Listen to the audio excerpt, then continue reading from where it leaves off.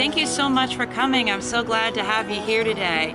I want to introduce you to our homestead ecosystem. Oh, very cool. Oh, come on in. Here, I'll give you a tour. So it all started like about 4 years ago when I started like marketing the Tower Garden by Juice Plus. And I was at a fair, Clearwater Festival, where I met T.H. Culhane, and he saw my tower garden. He said, "This is perfect." And I'm like, "Perfect for what?" It's like, "Well, we've got this biodigester, and we have this slurry, and with horse manure, we're going to run it through this tower garden." I was like, "Wow, that's really interesting." And so I call up my friend Janice Kelsey and I talked to her about what his plan was, and I was like, "Well, this sounds really crazy, but it sounds like it might be something interesting we might want to check out." And so I did a presentation at Mercy College, learned a lot more about biogas and biodigestion, and over time I started working with a small company called Aero Rethinking Growth, and with them I worked with them to design my beautiful aeroponic greenhouse that I use for my CSA, with an insulated north wall, and we just continue to grow and develop, and we created this whole system design. So this is the greenhouse. I'm going to turn off the fan so we can hear better. Oh, wow.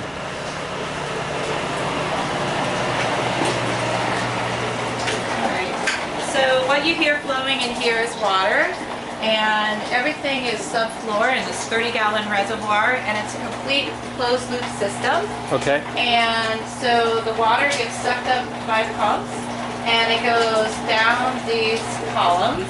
And so right now I'm growing a variety of like brassicas, Swiss chard, bok choy, kale, and I have microgreens growing. And so I have about 150 plants on the wall, 72 plants that can grow in this system right here, and then it's 65 plants per tower. So I have easily well over 400 plants growing in this greenhouse at any given time, which is amazing for like a little 12 by 8 foot greenhouse. Yes, definitely, totally.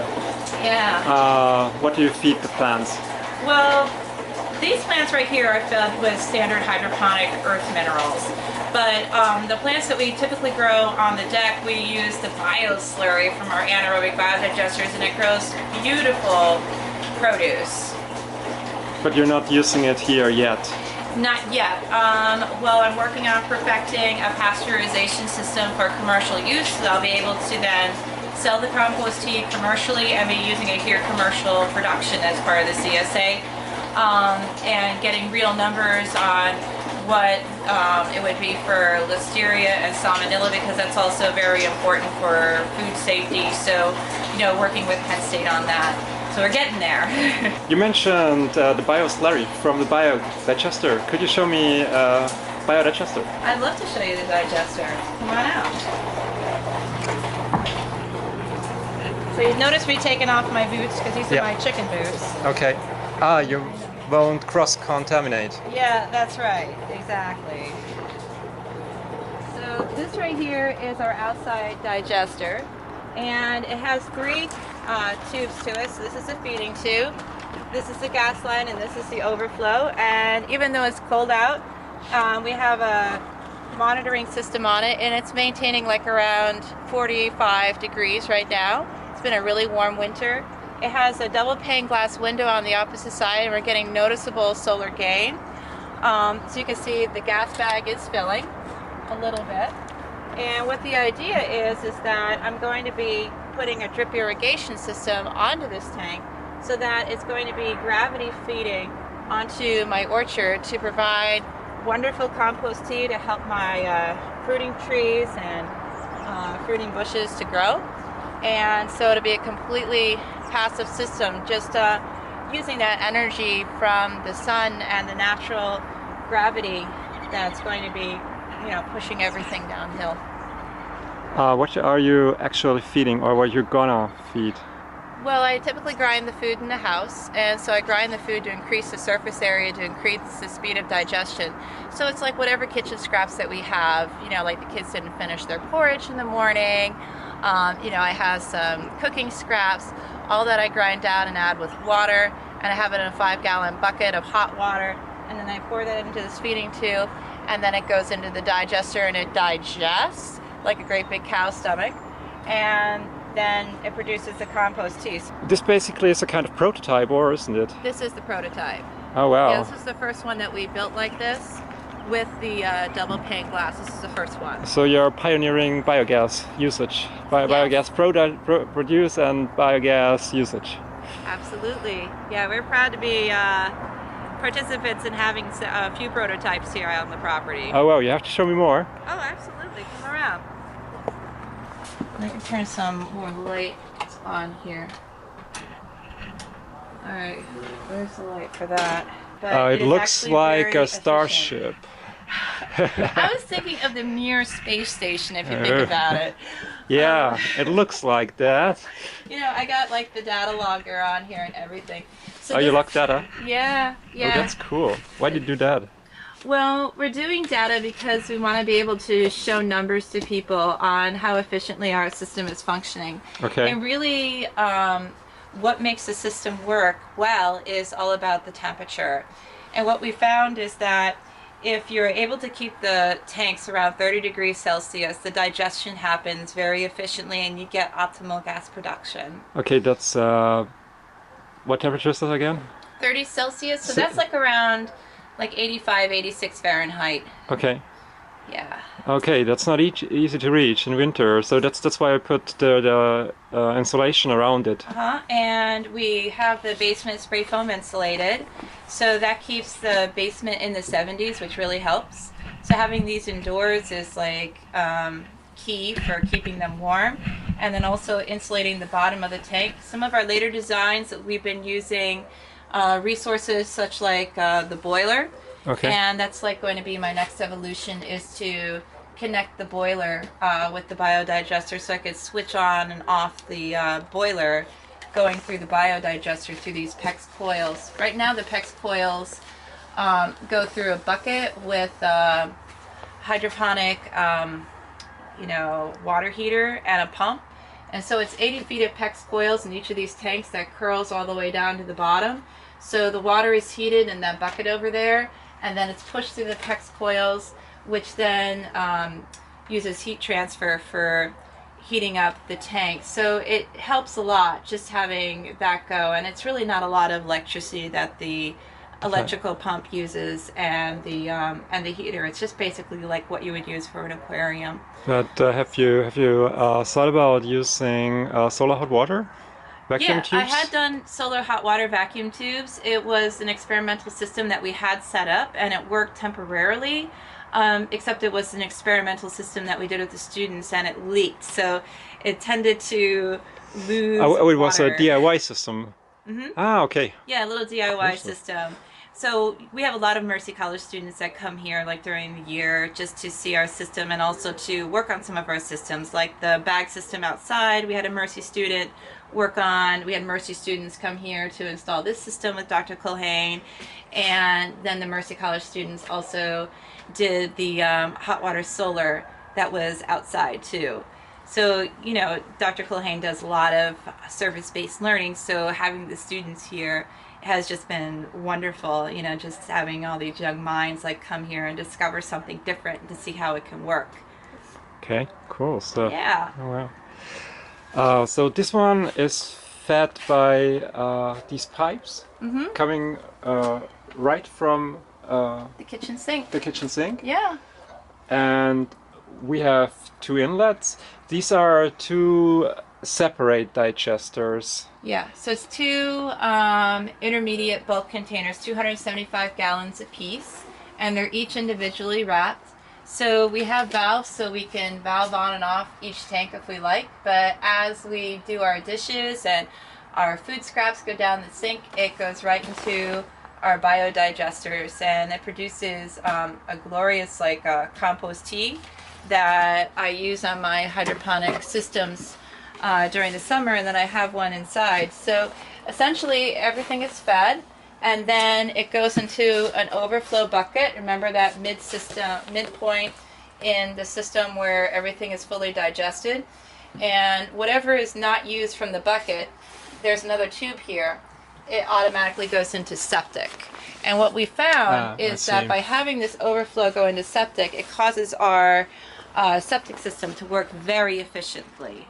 So, we've had like a lot, better results with our septic system and haven't had to pump since we had this installed. And that actually mean that you really do not interfere with your septic lines. It's just like that you have something sitting in between but still going to the septic. It's not like that you're going somewhere else.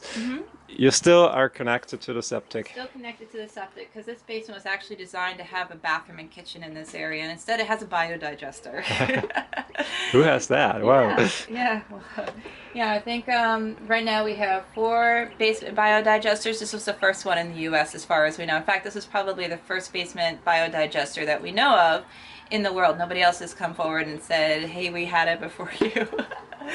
So it's really exciting. Oh, wow. Pioneering again. I'll show you this. So this is how I draw. Oh, wow. And if you look at it, it's black. Yeah, totally. It's very Does it dark. smell?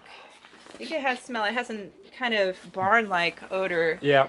to it, but very mild, and it's really rich in nitrogen, potassium, It actually phosphorus. has some smell like a fertilizer. Yeah. But what really is remarkable with it is that it's the color of soil. So, and it just really tells me that it is really rich and really, what the earth needs because it's the color of the earth. Yeah. So, What would you know with that? What would you do now with the bioslurry? well, with this, I am going to go ahead and pour it into my vertical hydroponic unit upstairs that runs completely off of this bioslurry to grow food. Okay, so show me. All right. I have to see that. It's getting better and better. Okay, we are now upstairs and we see the small-scale hydroponic. That's the system you are using for private use only. So, and that's where, This please. is designed for basically like growing indoors or outdoors on your deck.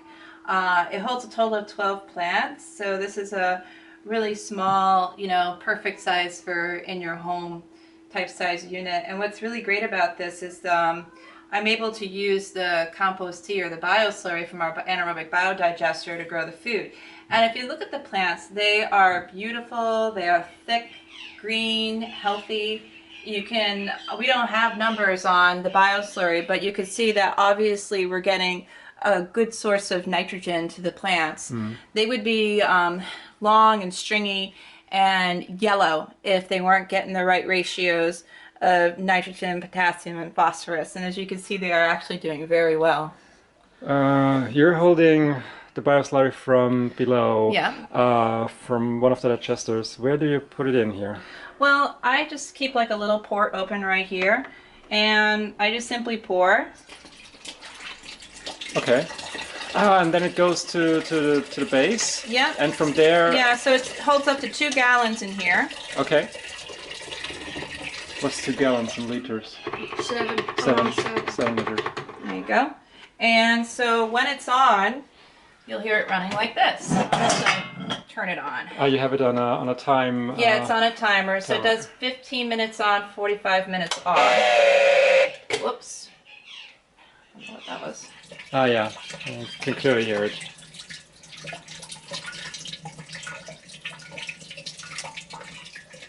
And so it trickles down. If you look in the hole right here, you can see the water, how it flows down the column, and then it goes through the grow port right there. Okay. So it basically like bathes the root of the plants in the combination of water and bioslurry. So it's completely organic food for the plants. And this is just flown down by gravity. It's not like a high pressure, it's gravity. Yeah, so it's just a little pump down here at the bottom, a very tiny pump. And then there's a tube that goes up to the top where there's a rain cap.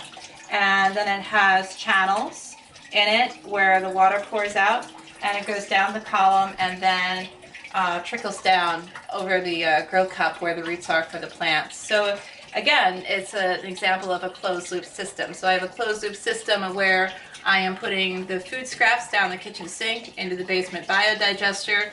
I just go down the stairs of my basement to draw the slurry, and then I just simply apply it here to my hydroponic unit. So unlike regular hydroponics where you're using minerals and chemicals, this is made from organic material. So I can actually say that this is organic because I know we eat an organic diet. Oh, wow. I'm the one who's feeding the tanks. So this here is actually organic. It's made from organic food scraps. And it makes perfectly sense. It's closing a loop. Yeah. Yes. Yeah.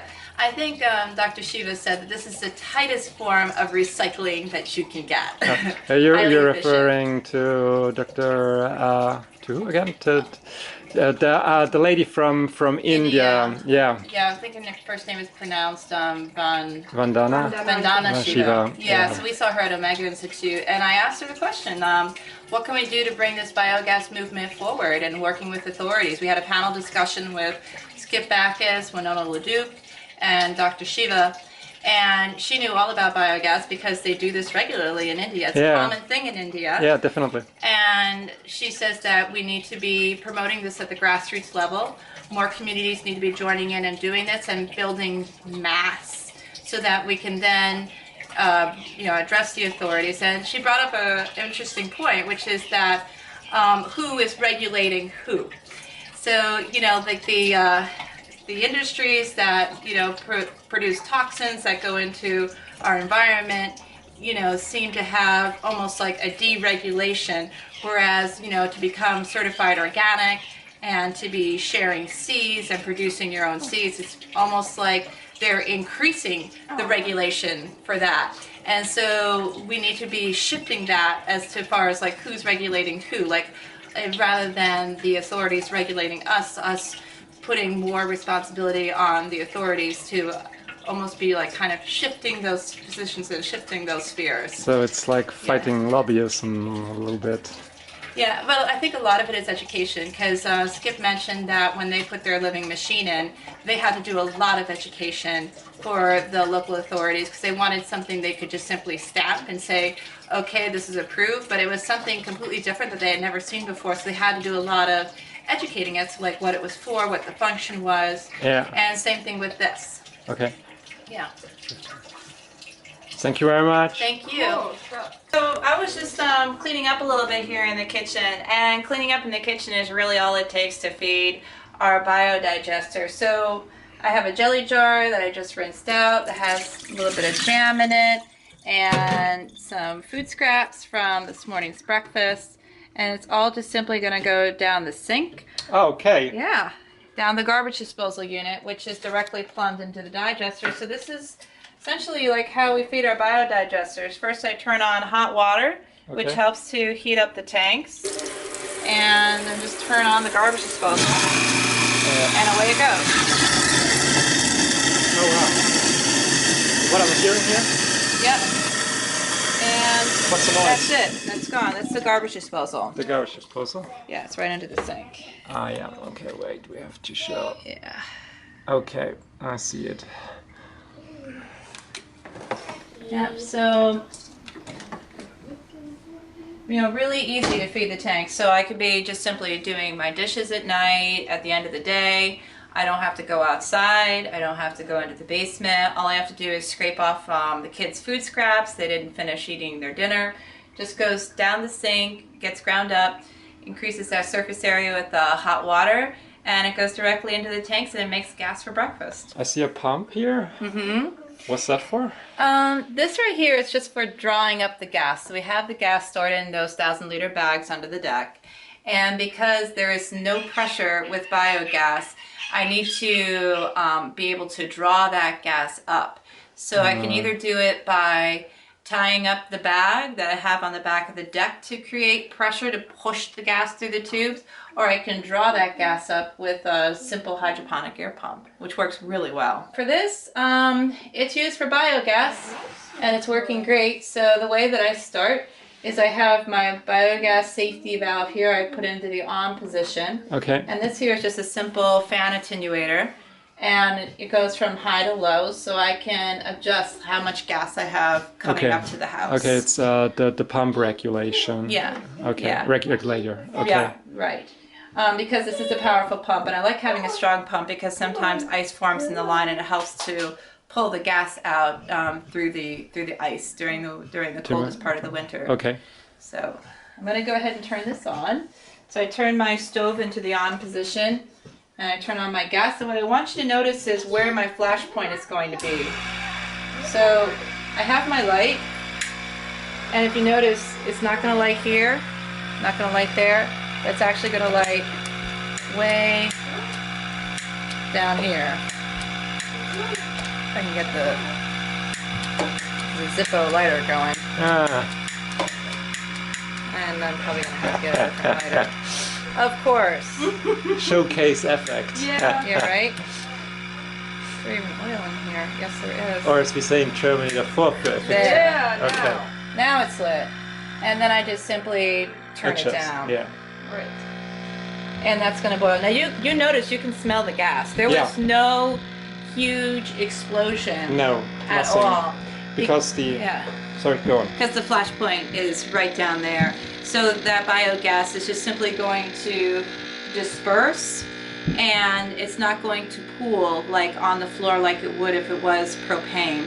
So it's a lot safer. So that gas is going to go out through cracks in the windows, cracks in the doors, various places that it's going to escape. It's not going to pool and cause a huge explosion. When I think of gas, it's more like that propane is heavier than air. So that will sink to the bottom and it fills up until it reaches the level that when it is when you can breathe that, and then it's toxic. Yeah. And as I understand it, then biogas, which consists of methane, and methane is lighter, it just vanishes into air and gone. So it's perfectly safe. Absolutely. Yeah, which is why I felt a lot more comfortable having a biogas stove rather than like a regular gas stove, because if the gas was left on in the house, I couldn't even hit a light switch without worrying about creating a spark to have the entire house explode. You know, we had a double biodigester system at Abigail Rockefeller's house. Her son installed it, and he had the boiler running through it to heat the tanks, and he left it running, and the tanks got up to 140 Fahrenheit, and the whole house filled with biogas. And even though it was right next to the pilot light for the boiler, it did not ignite because it was not close to where that flash point was. So even, you know, that is an example of like how safe it really is. And all they had to do was open up the windows and the gas went out, and that was it. Got the stinky smell out.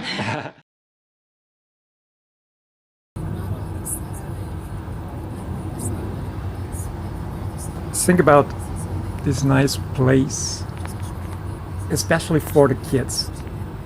Right? You're growing up with hydroponics, with bees, biogas, and all the other parts of Cassie's homestead. All this lovely environment. Right? What would you give for to be one of her kids, to be there and experience all this firsthand, and not just reading about it in a book or watching a YouTube video? So I mean, it's so unique. It would be so great if you could have more of these ecological homesteads like Cassie's, where we can experience permaculture, the gardening, the animals, and of course the biogas. I mean, just imagine it. 5% aurora methane. Yeah. Winter. Oh, there it goes. There you go. Oh, hey! Oh, yeah! All right, there's that baby. All right, well, this is, you got this from outside? No, it's from downstairs. But you got the outside stuff. When did you bring it in downstairs? Several days ago. Several days ago. And you've been feeding them? Don't. No, look at me. Because they're cold. I wasn't getting anything, Oh, you weren't getting anything. and I fed them. When you fed them. Okay, now you're getting No, some. I'm getting some. Okay, so this is the whole thing with the biogas. But it's been warm down here. I don't know what it's been like in New York, but it's been very warm here. And in the greenhouse, it's been very warm. Yeah. Temperature is the enemy, and when temperature is low, the hydrolytic, the acetogenic, and acidogenic bacteria do fine, and the methanogens, I'm just going to do the test again, the safety test. I just want enough gas for tomorrow's demonstration for the girls. Okay. Because we're doing girls empowerment. Okay. Okay, Bob, you were Okay. jumping Ready? down. Yes, ready. Okay. Okay, so we're going to, once again, we're going to do the, we know that this is flammable gas, but the other bacterial groups do fine in cold weather, but the methanogens that make the methane don't. And if you feed it in cold weather, the other bacteria will dominate and they'll make CO2, and the methanogens won't make the methane, and that's what we're seeing Oh no, here. the room is filling with gas, Oh TH! no, what do we do? Ooh, we're gonna explode! Uh-oh, I'm putting my lighter down here, but Janice, it's not lighting. What? Why is that? I don't know. Is that because of the CO2? Oh, Let's see if we can light it from up here. We're not getting any ignition. I'm so scared. Oh, it lit. Whoa! But it didn't go woof. No, and it never does. I mean, that's the beautiful thing about it, is that it just doesn't have that backflash boom. It's a mellow gas. So once again, it's being released, and come in here Please and put your eat. lighter right Manja, there. manja. Nothing's happening. Nothing's happening. Nothing's happening. Nothing's happening. Nothing's happening. And right there, it goes on.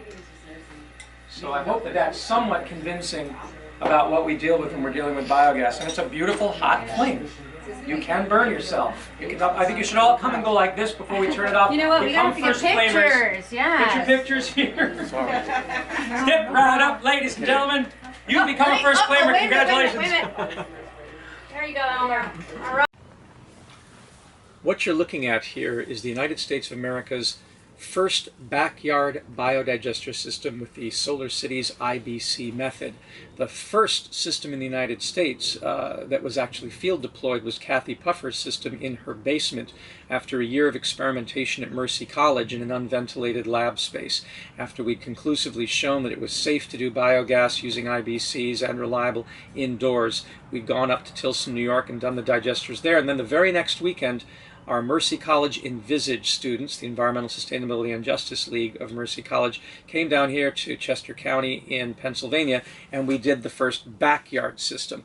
Now, like Kathy Puffer's system, this one is a 2 IBC system, but it's not plumbed to the kitchen, it's a standalone outside. So rather than having the manifold coming down from the food grinder into the digester, this one is manually fed, and we have these steps here, and you climb up and you feed the digester right from here. These are the mouths, and each one has its own separate mouth and throat for these baby dragons. The gas comes out the center here, and nowadays we use 2-inch pipes. This is back when we were using slender pipes. They work, but they could clog, so now we've widened the output pipe, but they're also up at the above the water level. And then we have the overflows here where the digestate comes out, and our Arduino microcontroller DS18B20 temperature probes, the 1-wire probes, one of them for ambient, another one inside the tank at the top of the tank, and another one at the bottom of the tank. We've shown that the top of the tank remains a few degrees warmer than the bottom, and so we don't need to do that anymore, but that is, it does stratify a bit, and that's why we like to put surface area in so the microbes can capture that extra warmth.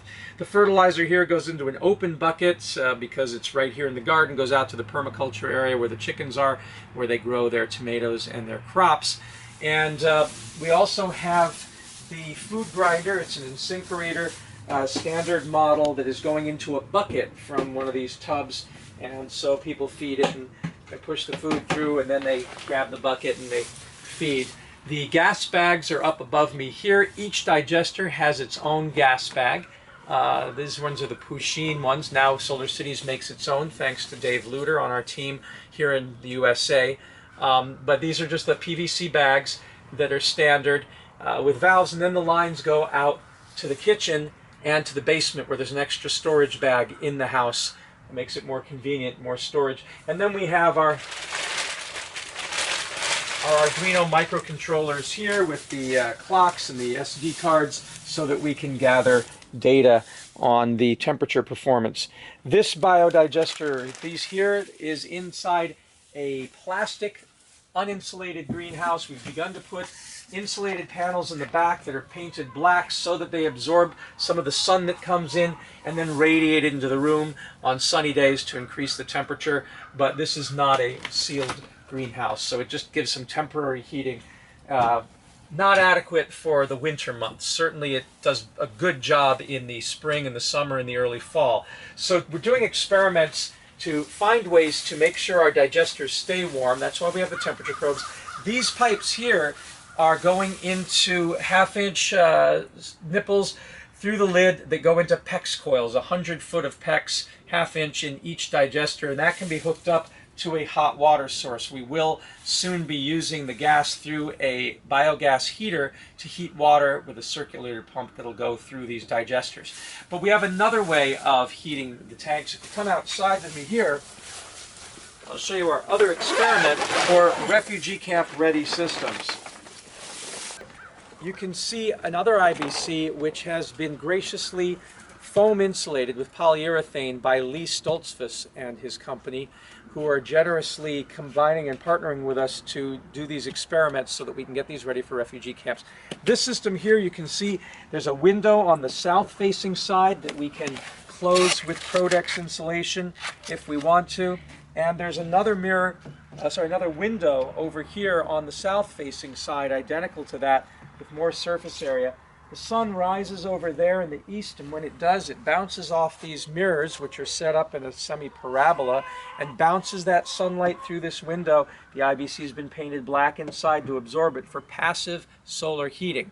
As the sun travels on its arc and gets into the southern sky above that tree line, it goes into the bigger window over here and continues its journey of heating this tank up with this good foam insulation, which is about 2 inches thick, and it continues to bounce off of these mirrors into here. So we get sunlight traveling around until it sets in the west there, and then it's going directly into this window. So this again adds a lot of heat in the sunny days and the summer months. The winters here are very harsh, so we've managed to keep the slurry from freezing, but we haven't gotten it up to a temperature it's reliably producing gas. No matter, these are the challenges of working in cold climates, but this way we don't have to wait for a long thaw because it does stay fairly warm during those months. What you see here is an innovation that we were working on with Martin Funk and Nick Chase, who's behind the camera, and Stephanie Team out in Tamara last summer. This is our refugee camp floating IBC system based on the ARTI India model. It can be used as a digester. Here in the cold climates, we want to fill this with antifreeze rather than water, so we can't use this as a digester, but this acts still as the floating drum, and it's just a 275 gallon or 1 cubic meter IBC inverted at a 90-degree angle into another IBC that's had its top chopped off. They're the same size IBCs. Note, we've done the experiment. You can't do this with the 300-gallon IBCs. They're the wrong shape. But with the 275 gallon or the typical 1 cubic meters, one will fit inside the other with a little gap here, a little bit of space. And that starts out with air, and then you have to drive the air out and replace it with methane and carbon dioxide. And then it rises up as it fills with gas from this digester, and then the other line goes out to the kitchen, and you put a weight on top of it, and it goes back into the water, pushes the gas out. So that's the basic idea. You can keep building from there.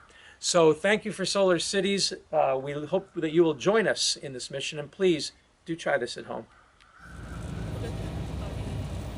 When you listen to TH, he makes everything sound so easy. So it makes you wondering why such a simple technology is not utilized more often.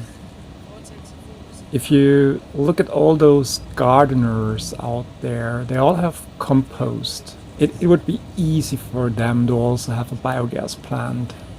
Where would we probably be if we would have more of those easy solutions? Think about it. Biogas is probably not as simple as having solar panels. With solar panels, it's kind of convenient because all the appliances are there. You have your stove, you have your microwave or whatever. With a biogas system, you have to get things going. You need to start it. You need to take care of it. On the other hand, it's biogas, and you just hook it up to a generator. TH has shown that so often in his videos on YouTube. You just hook it up to the generator and generate electricity. So it's possible. It has been done, and it's proven that it works. Welcome to Dickinson College Farm. They produce a lot of food for the college here. All right. College is about 7 miles west. Okay. They take all the food scraps and do a huge mass of composting. Okay. Hi there. Hey, how are you? This is Matt Steinman. Or is it Stamen? Steinman. Clean it up. Nick Chase. Hi. Thank you. Hi, nice to meet you. Thanks for coming. Yeah. Clement. Hey, Clement. Nice to meet you. Nice to meet you. Susan Hi, Bristol. Susan. Good to see you again. Nice to meet you. And Lemmy. Hi. Hi. Hi. Nick's. Nice to meet you. They're here from Germany. All right. On their way to Finland. Yeah. So it transitions through the States. Yeah. All right. So good. Willkommen. Vielen Dank. Great. Yeah. Thanks for coming, guys. We'll leave it to Bob to show you what's going on. Like, I'll chime in. I searched for years to find a place to make these end caps. These are polypropylene, 3/4 of an inch thick, the plate, Yep. and then 1/4 inch or 3/8 of an inch thick, the plate is, and then the 12-inch ring is 1/4 inch, and then so that it fits very tightly Yeah. inside the tube, and then we use dried silicone, and had failures with that, and so I had to clean all that up. This I'm talking about the joint between the EPDM and yeah. the plastic, and then the thing is we gotta get a caulk in here. Okay. Under this strap is a 1/16 of an inch stainless steel, and there's 3 bolts here for tightening it up, Okay. and it's so we can squeeze it down pretty well, and we ended up what worked was mastic, waterproofing mastic. Mastic is Never heard what that. it's called, MASTIC. Okay. I don't know whether there's a tube in there or not, yeah? Yeah, I might have one. But it's a really sticky caulk that never really totally dries. Okay. So that finally worked. And they've sealed up pretty much perfectly since there's a little bit of a dribble, but the thing is that over time, the solids inside the digester will seal those little leaks up. Ah, okay, of its own weight, like pressing it. Yeah, The weight pressing goes it on in the over time. top. Yeah. I don't believe it's leaking now. And when I did the ones in West Virginia back in the 80s, there was a lot of leakage to start with. These were concrete and block. Yeah. And there was a lot of leakage at first, but then the solids gradually filled Fill it it up up, and yeah. stopped all the leaks. Yeah. Like any holes in the EPDM itself, in Yeah. the bag. Yeah. So I wanted to put everything at the ends to make it a little simpler.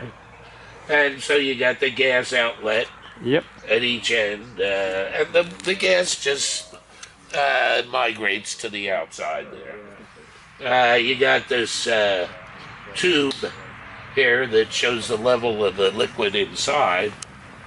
I didn't realize I was going to have a translucent plastic, you can actually see the level. Yes, that's very Through good. the plastic, which is handy.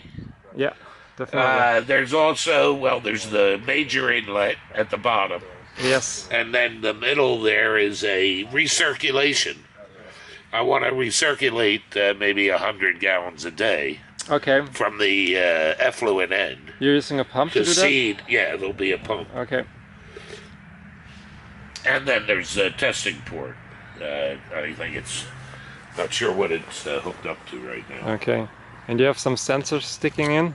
Yeah, what is that? Temperature. Temperature. Temperature, yeah. Temperature. Okay. We have a couple of physics students who are Okay. helping with the air heater. Okay. So the solar air heater will be built this semester, Okay. and then this summer we're going to compare solar air heating with solar water heating. Ooh, cool. Each digester will be heated differently. So they've started doing their baseline temperature measurement. Okay. Cool. Wow. So there was, I mean, over the winter this did freeze up a little bit, that because we didn't get the heating unit in. But that should never be a problem again once the thing is heated. Yeah. I mean, this will be a huge heat sink through the winter. And we'll probably not get decent production in, say, January, February, but I wouldn't be surprised if we can't have some serious production into December. I see a lot of insulation on the bottom. Oh yeah, it's insulated with a couple inches of styrofoam Styrofoam. on Okay. the sides and about 4 inches underneath. Nice. Okay. And then the radiant barrier, that shiny material, Yeah. is that's a radiant barrier. Radiant barrier. Prevents radiation of heat. I see. Well, you guys are clever here. We're trying. Yeah, well, they see the people that make this EPDM. It's a local business. I mean, it's a major business. Yeah. Carlisle Energy Systems. Yeah. Okay. Carlisle Construction Services. And so they've been kind enough to supply the EPDM. Oh well. And this other group So you got a donation. donated the radiant barrier. Okay. So, which is nice. That helps, for sure. And a lot of it is, making do with the farm. Like, we did have there was one of the IBC digesters here for a while. Okay. It wasn't. It gave some gas, but it wasn't hugely successful. But these IBC tanks are tremendously functional. Yes. In this case, this is a great mixing tank. Lighted in front. Sure.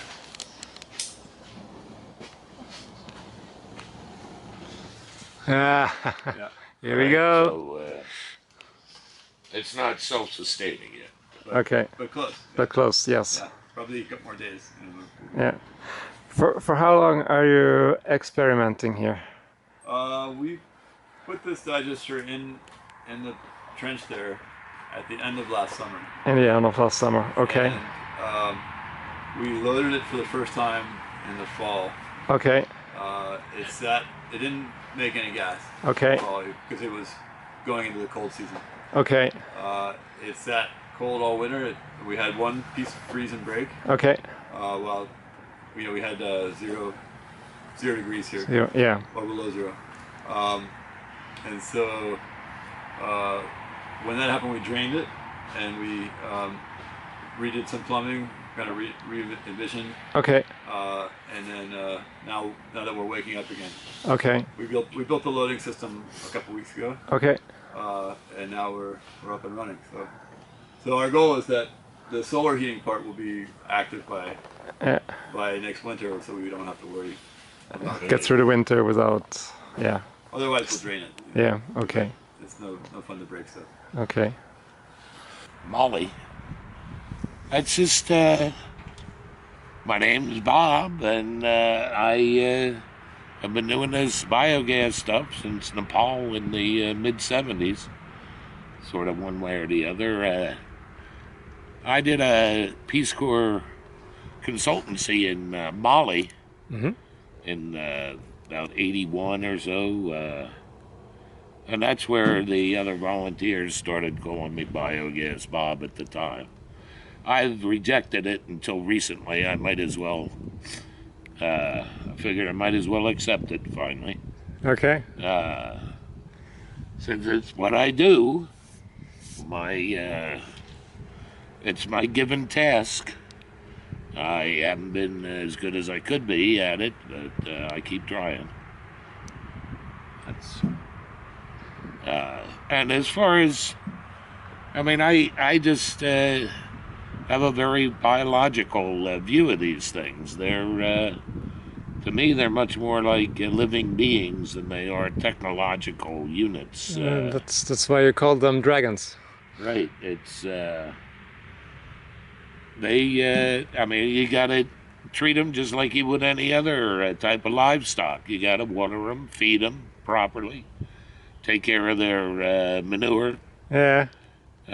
Keep them warm. You don't have to fence them in, but you do have to fence other animals out. Yeah. We don't have to. But I maintain that it's worth the effort. And I think that, especially in less overdeveloped countries, small farmers are much more understanding of just a different type of livestock rather than some technological solution that they have no grasp on whatsoever. Like solar cells or...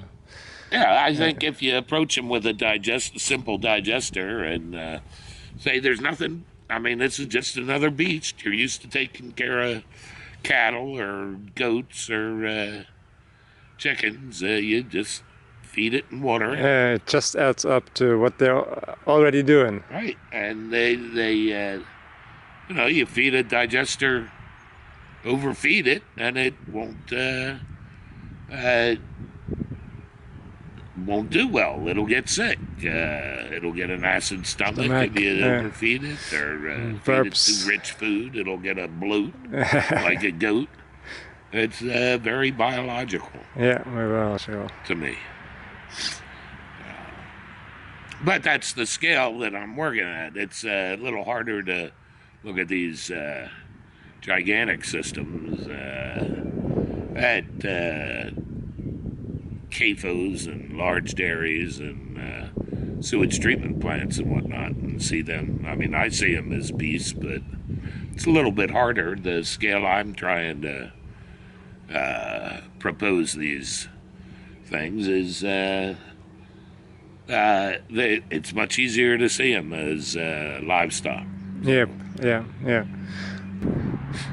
And anybody doing this on a reasonable scale is going to take care of their nutrients. I mean, that to me, that's the biggest thing. The gas is just groovy, but it's the nutrient conservation that's really that's the big thing. It's especially with phosphorus. Yeah. I mean, you conserve all of the nutrients in the effluent. What's so special about phosphorus? We're running out. We're running out? Yeah. You mean the world is running out of? Yeah, well, there's only all the guano. We've mined the island. I mean, we've already, Nauru, in the Pacific, all the islanders have moved because the whole island was guano. Okay. And it's all been taken off. It's gone. Well, it's gone into soils around the globe. All right. And that's what phosphorus does that. Yeah, we have to take care. There's a big effort in this in the EU, by the way. I haven't heard about that. Oh yeah. I'll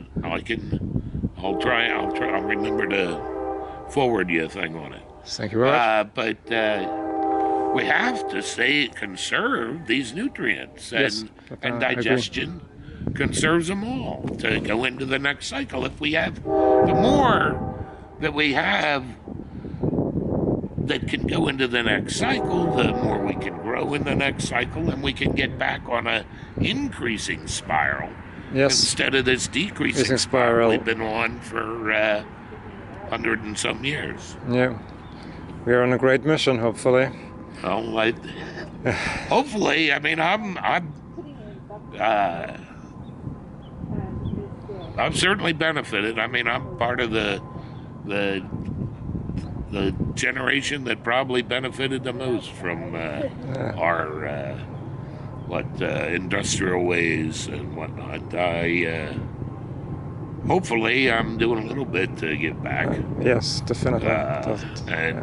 But I'm out of here in not so long. Oh, It's the you guys and the kids, young folk, that are going to have to deal with it. I'm trying to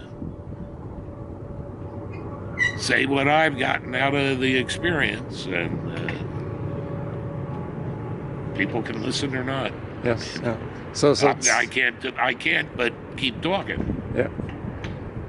I mean, I did get all but a dissertation toward a PhD, but I just couldn't stand the thought of writing a tome that's going to sit on somebody's bookshelf.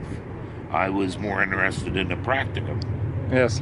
And so, I mean, I did that before, back in the early 80s in West Virginia. I had integrated greenhouse digesters, a couple in the hills of West Virginia, but it's been a while since. I mean, I think this is much more appropriate system now. Okay, so over your long time with biogas, the system here at the Dixon College Farm is the one you're saying this is like in long-term for agricultural situations, yeah. Yeah. I'm not saying that this is the thing to stick in a basement. And no, definitely. But I'm saying that in any temperate greenhouse situation, yeah. there's no reason not to have digestion. This is And not to have a couple digesters. Agree on that. So that's my thing. And I think that these systems will fit quite well. I mean, when you get the table on top, I mean, you can have the vines overhanging the thing. You hardly see the digester. Won't notice It'll just be in there doing its thing quietly and providing you gas and fertilizer. Yeah. Do you think that home-scale biogas is a good solution? Like for having it everybody at home at a basement? I think actually more community-oriented things might be like having one bigger digester for many families, or one for a block. One for a block. Like I was saying, for in a city block, you have one lot that's given over to agricultural production, which includes greenhouse and digestion.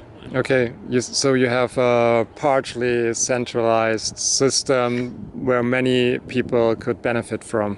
Yeah, and you gain that way. I mean, you have a couple people you'd be able to put together. You would have a job. Well, there wouldn't be a real whole job. No, it's maintaining the digester. There's only like a couple hours a day is all it would take to really keep it well. Yeah. And then it's a matter of making use of all the fertilizer. Yes. Is the big thing. Yeah. Because it's going to be profuse and it's very rich. So there will be usage, of course, especially in cities when they have their community gardens going. Right. So. I'm talking with some people in Philadelphia. Finally, I mean, I've been trying to find people to consider this for a while. I think I've finally found some I'm meeting with next week. Oh, cool. Again, so it sure would be nice. After visiting Biogas Bob, I was more than ever convinced that DIY biogas is an everyday household solution. It's simple enough, nearly no risks involved, and it is more or less for free. It is because of those enthusiasts like Cassie, Janice, DH and Bob that biogas is more and more in the heads of homesteaders, smallholders, off-gridders, farmers and so on. And one of those homesteaders is Jody Spangler. She has a farm in Pennsylvania where she has a 10 cubic meter biogas system installed. Let's visit her and see what she's up to. I'm going to let you guys stand here and give them some treats so I can shut the gate so I can go inside. Okay, Come on, Miss that's a Min. trick. Mindy. Treat time. Yeah. Let's see if we can keep them here. Sure out. Try to get everybody else out. Come on, out. Out. Out. Oh no, she's coming back. Ah, come on. She saw you go in. I know. Come here. Come over. Come on, out here. Out here. Come on. Ah, she's following you. Come on. Come on, Mindy. Oh, Mindy. Mindy. Oh wow, that's a lot of poop. I'm telling you, there's a lot of poop out here. A lot of really sticky poop. We're going to dig it up. This one here is going to finish her hay and then I'll put her out. You're okay, Mammy girl. She's doing something. Here you go, Mama girl. Just because she's doing it, she's practicing so much so she can make the milk. Some she's, milk cows produce more poop. Yeah, a little bit more than the other three don't do as much because they're not milking. Okay.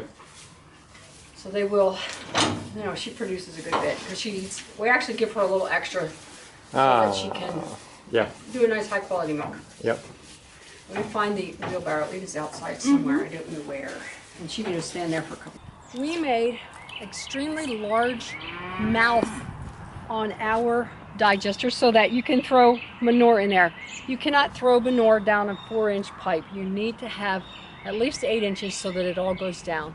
So at the bottom of this big funnel that we created, he put concrete so that it funnels right into the hole that goes all the way to the bottom of the digester. So that way I can put in pretty much anything. I don't have to grind my food. As you can see, I just throw everything in there and then it'll plunge down.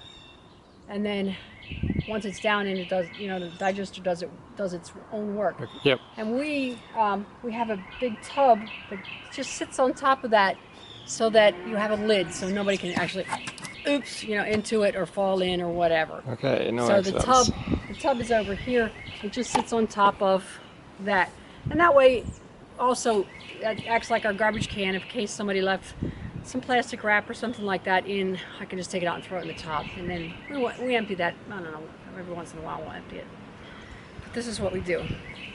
Over here is the plunger that Bob created for me to go Oh wow, that's a huge all the plunger. way to the bottom.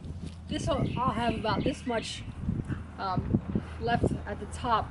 Once we plunge it, you'll see. But I actually stand on top of the digester to push down through. Okay. So that's how I do that. One of the things that we need to do is add water with this.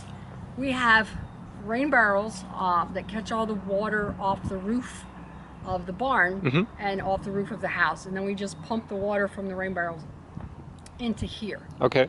So last summer while we were doing this, we got that IBC tank full of digestate, plus all the 5 barrels to the back there are full of digestate. So if you need some, feel free. I'm not sure you guys can take it home with you, but so we've been trying to give it, you know, to as many people as we can to try on their, on their house plants and whatever they want to put it on. We got the water on and the plunger in. Yes. So the water goes in, and like I said, I stand up on here because I'm too short. You can't do it without that. And you'll see as it goes down, it just kind of keeps plunging down. Ah yeah, I see. And then everything is coming with it. Well, a lot of it will go down, and then I'll push for like, you know, Yeah, I see. and then some will come back up, Yeah. but then it'll suck down in. Yeah. And then you just rinse the plunger off. And just keep doing that until everything's down in there. Yep. So that helps get all the gunk down in the hole. And we're just going to let it run for a little bit. Get some more stuff in. So as you see, I got to stand up on here because it's so tall that I can't do it without. Yeah. And then, be careful getting off. Now we put, this is actually plywood with a rubber membrane over top of it because the Pusheen has a concrete lid which you need a tractor to pick up off. We can't do that because we're going to have the building around. So we did the wood so that Bob and I can just lift it and stand it up and say, all right, we're going to work in the inside here. So every once in a while you need to do something in there, but not very often. So as you see, it's just still kind of just going down. I just rinse all the goop down in there every once in a while. That's about it. So that's how we get the stuff in there. Yep. Feeding the big dragon. Feeding the big dragon, yeah.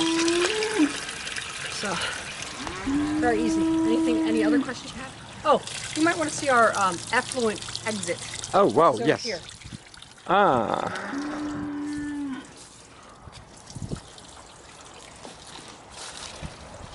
Here's the effluent exit. This is how deep the shoulder, that's the shoulder of the tank, and then it goes the 8 feet down beyond that. Yes. So basically you're standing on the edge of the tank while you're there. Yep. But this is our effluent exit. Bob fixed this up and brought it up so then it runs into this big tank so that we have plenty of room, because this produces a lot. If we're putting manure and stuff in frequently, it produces a lot of effluent and a lot of gas. We can fill the bag in about an hour and a half. Oh, wow. This big bag like this. When it's full and it's running and it's warm and everything, like midsummer, it'll fill that bag every day. Wow. This effluent, like I said, we have the 5 barrels over here that are completely filled, and we've used some out of the other IBC tank, which we had full last fall, but we've used some of it out of there. So that's 275 gallons, and that's 150 gallons there. And then shortly here, once this starts up again, we'll have another 275 gallons. What are you using it for? The We effluent? are going to spread it on that hayfield out there. We have a tractor with a sprayer on the back, Yeah. and we're just going to make sure that the holes are big enough that nothing, if there's any kind of particles left in the effluent, that it will come out. Okay. Put it in D. Why is my dog on the front porch? Dave, would you please put her in?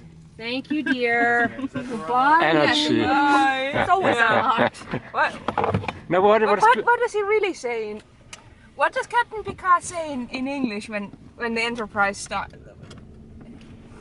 Oh no, Dave would know. in the German version he says Energie. You know, huh?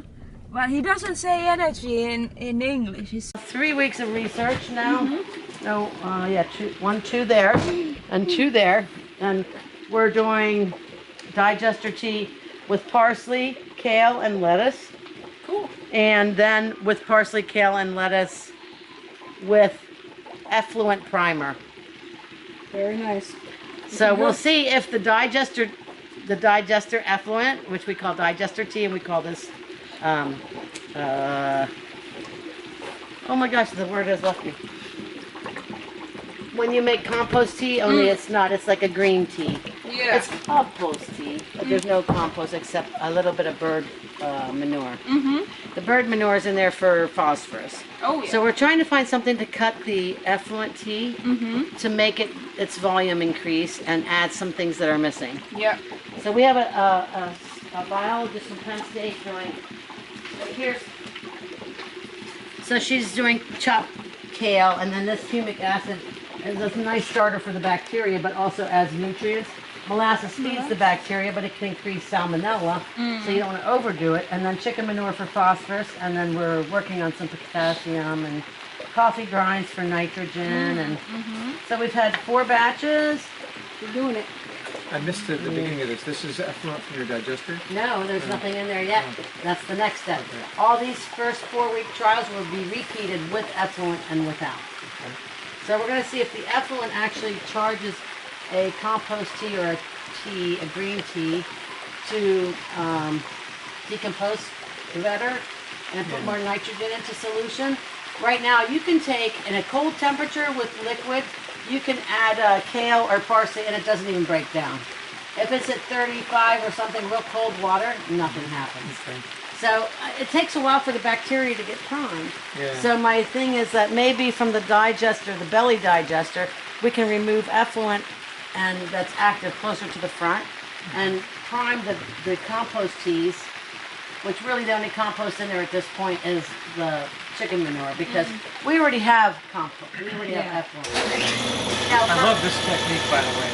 so that's, I'm curious, I'm more interested, they're more interested in sharing it with the world, which I am too, I just don't travel. So I'm more interested in the science, and I say, okay, what can we do to improve the nitrogen, phosphorus, and potassium?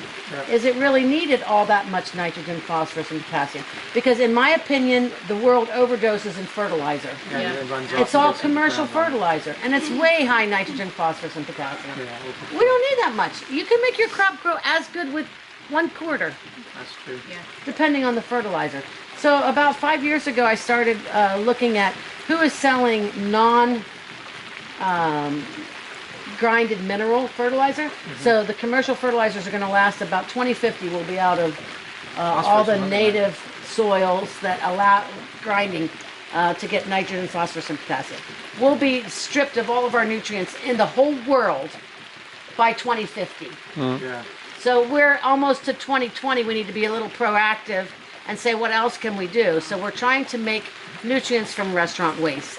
The anaerobic digester for him is a life outreach. For me, it is a tool to produce crop nutrients. Right. We have a totally different approach. But we mesh together because the research that I do will help him to understand better what they do in third world countries and other places. And what I do will help me to come up with a product so I can make money and support all of that. You know, money's not anything to me. We have businesses for 23, 25 years, 8 years more in California for 30 some years. It's not about money to me. It's really about improving life while you're on Earth. And I think I can do it through recycled fertilizer product. He can do it through sharing this technology. And they can do it because they both look good on TV. Have you seen our commercial? I wanted to ask a... Oh, Mr. Ted, or what was it? Yeah. TED Show, TEDx. So, yeah. Boy, you guys look good. I just wanted to know. We've been on TV since then. Are you actually. filming me? Yes, I do. It's very expensive to get all of the microbes identified. There's probably 1,000 in there right now, or more. There's 4 million in your gut, for example. Yep. And they don't even know the relationship between microbes in your gut and nutritional uptake. Yep. Depression, serotonin production. Your gut makes 80% of all your serotonin, but they don't even know which gut microbes do it. It also tells your digestive tract when to absorb and when it needs food and when to send hunger signals. And so from there to here, this is very similar. I have to tell you that this is like a big stomach. And, people say, oh, you do manure science. I'll say the S word. Oh, you're just into SHIT. No. This is a biology that we all need to understand. And if you think of it that way, you're American for one. Because they're really negative attitude. So people are coming around. Many American researchers and institutions are starting to study it more and having a different approach. To give people shit pills basically to get their balance back. Well, it's incredible. Yeah. They found out that depression and all kinds of things, that they can take microbes from a healthy person and ingest them into another person. And this system that we're doing that helps decompose carbon and nitrogen and put it back where we can use it is the same thing as our gut. Having seen all those different biogas systems and all those enthusiasts, there is only one thing left to do. I have to build my own system.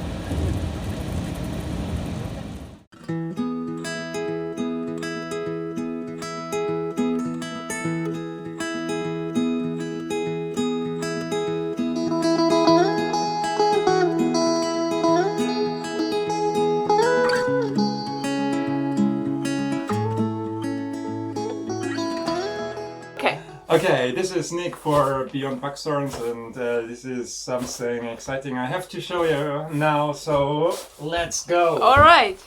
Come with me.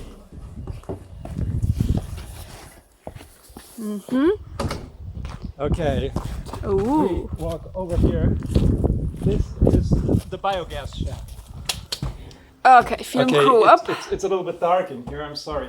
I can still see. What you see here, this is the biogas plant. This whole thingy here, it's hyper insulated. The insulation material is like thick like this. Okay, so it's 20 to 30 centimeters on every side, really on every side. And what I want to show you is something more exciting. This is here. Do you see that? Whoa! That's a gas bag. And here we are collecting our biogas. Okay, let's try. Yeah. Whoa! Okay. Brilliant. And I will show you around in the biogas shed. So what we here you see on the right is the biogas plant. The red one is the opening. You see Sophie, our cat, in the background. So the red one is the feeding tube. The white one is the gas out.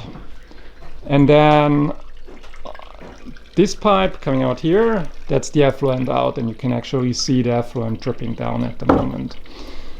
So the gas system, or the digester, I call it the Jean-Luc, is connected with a standard hose with a storage bag. This is our packaging storage IBC bag. It's not made for biogas storage, but I'm using it for it.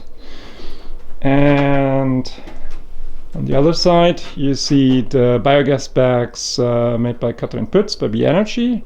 They hold at the moment about 1 cubic. And on the outside there is my floating drum storage, which goes into usage soon. And this is the first test on the biogas burner. And it's actually really a nice blue flame, and I can smell the hydrogen sulfide. And this is a standard burner I bought in Finland in Motonet, and I connected it. I mean, I had to modify it. Yes, I had to modify it. In here I had to drill the hole a little bit wider. And then I connected it, and it goes down here, down here, down here, and there's a small diaphragm pump, and this one is connected to my biogas bag, which is pretty full at the moment. And what we do now is we put this one on top of it and see how long it takes until it boils. Okay. So I regulated the inlet a little. I opened it more so that there's more flame. And we are nearly at boiling. I actually can't really see I mean visually see that this bag is really get empty or something. So I would say this is really amazing. So I really like it so far.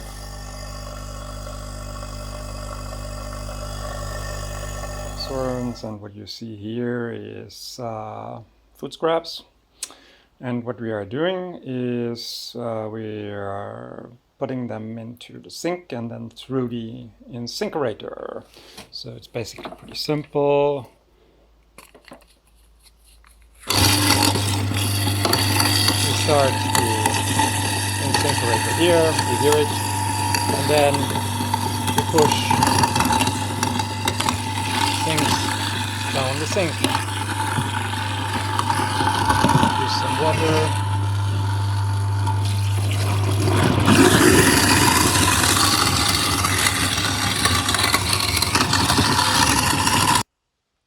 So it all ends up here below the sink, and we are now getting the bucket and put them into the water. And then see how it goes.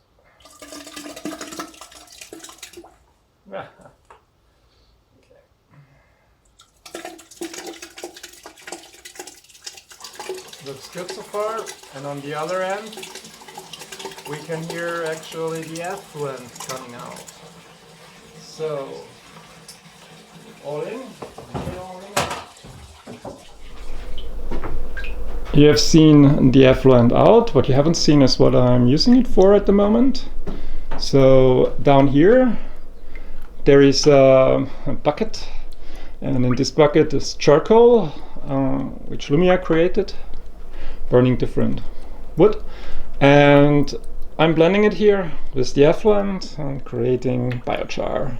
And this biochar will be in here, and of course, because we have a lot of effluent, also at other places.